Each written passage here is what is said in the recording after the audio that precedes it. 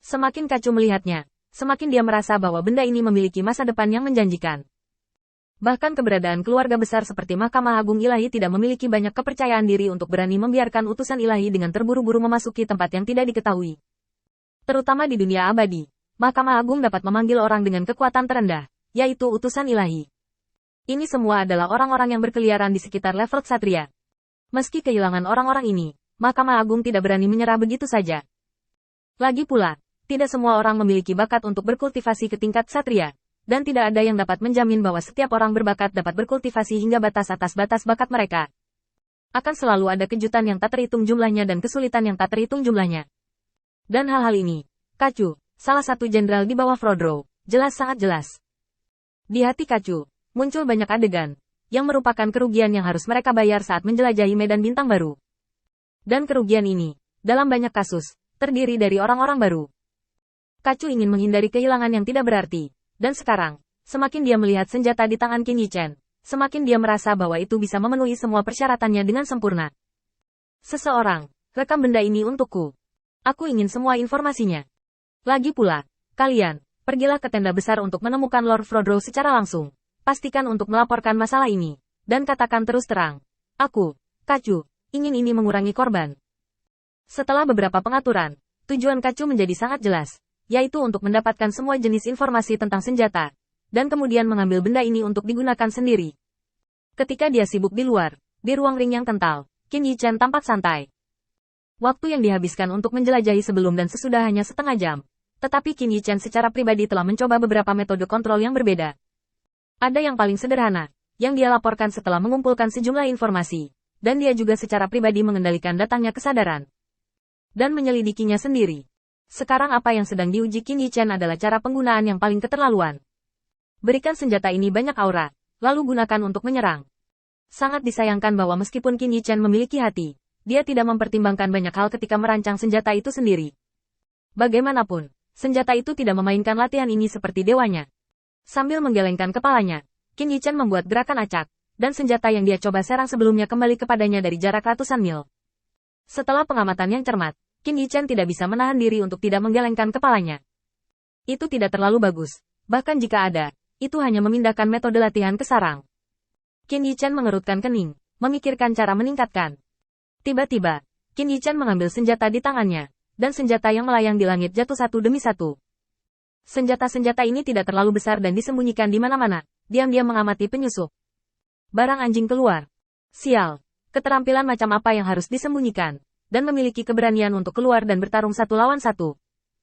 Bijita kelelahan dan kehabisan napas. Untuk menemukan jejak Qin Yichen, Bijita keluar semua setelah memasuki dunia arena yang kental tanpa jeda sedikit pun. Tapi sudah setengah menit, dan tidak ada yang ditemukan. Hal ini membuat Bijita kesal dan tidak bisa meminta bantuan Kacu di luar. Kacu juga ingin melihat cara kerja senjata ini, jadi dia dengan senang hati memberitahu Bijita lokasi Qin Yichen.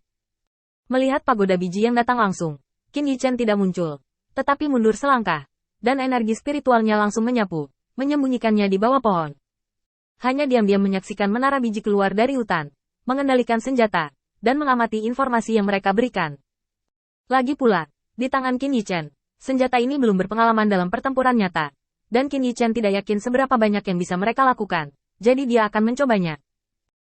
Bagaimanapun, target pertempuran Qin Yichen sendiri, tetapi di atas pagoda biji. Seseorang dengan status yang mirip dengan Kacu, adalah master yang bermartabat. Jika tidak, jika Anda mengatakannya, bahkan jika Anda mengalahkan lawan Anda, itu hanya akan menggertak yang lemah. Meskipun kekuatan menara biji tidak sebanding, Qin Yichen dapat merasakan banyak hal darinya, seperti titik lemah senjata dan titik pengabaian. Ini semua perlu diverifikasi dalam pertempuran yang sebenarnya. Tetapi karena penglihatan Qin Yichen bagus, dia memiliki kepercayaan diri untuk menggunakan menara biji untuk memverifikasinya. Saat biji pagoda mendekat, Qin Yichen memejamkan mata, dan dalam benak Tiao, dunia, lengkap, yang disatukan oleh senjata perang yang tak terhitung jumlahnya kembali ke layar. Bahkan nuansa setiap gerakan biji tower, Qin Yichen bisa melihat dengan jelas dan jelas. Termasuk jari-jari yang diam-diam digenggam Bijita saat ini, hanya dengan satu pikiran, Bijita dapat melakukan serangan balik terhadap serangan diam-diam di mana saja.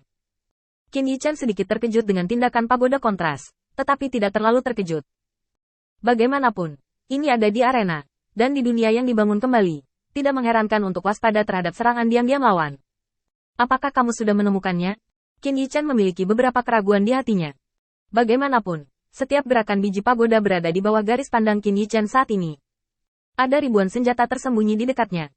Mungkinkah pagoda biji benar-benar tidak menemukannya sama sekali? Setelah memikirkannya, Qin Yichen memutuskan untuk mencobanya terlebih dahulu. Saat pikirannya bergerak, sebuah senjata yang disembunyikan di dalam hutan dengan sengaja bergetar, membuat suara gemerisik dedaunan. Tidak ada angin di sekitar, tetapi ada perubahan seperti itu. Bahkan individu akan menemukan masalah di sini. Bijita tiba-tiba menoleh dan menatap pohon itu. Kesadaran menyelidiki sekeliling. Ketika kesadarannya menyelidiki di sini, dia tidak menemukan apa-apa, dan menyelidiki lagi. Lalu Bijita menggelengkan kepalanya dengan bingung. Tidak. Reaksi Bijita membuat Qin Yichen sedikit bingung, tetapi dia dengan cepat memikirkan masalahnya. Menggunakan kesadaran untuk menyelidiki sekitar adalah banyak konsumsi bagi jiwa.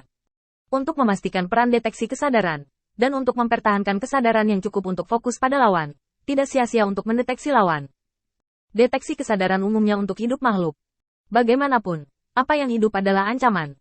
Tapi sekarang, apa yang Qin Yichen gunakan adalah senjata. Pada dasarnya itu bukan makhluk hidup, bahkan jika terdeteksi, itu hanya akan diabaikan sebagai benda mati. Ini adalah detail yang bahkan tidak diperhatikan oleh para praktisi. Tentu saja, jika mereka mengetahui metode Qin Yichen sebelumnya dan menjelajahi sekitarnya dengan lebih hati-hati, itu akan menjadi cerita yang sama sekali berbeda.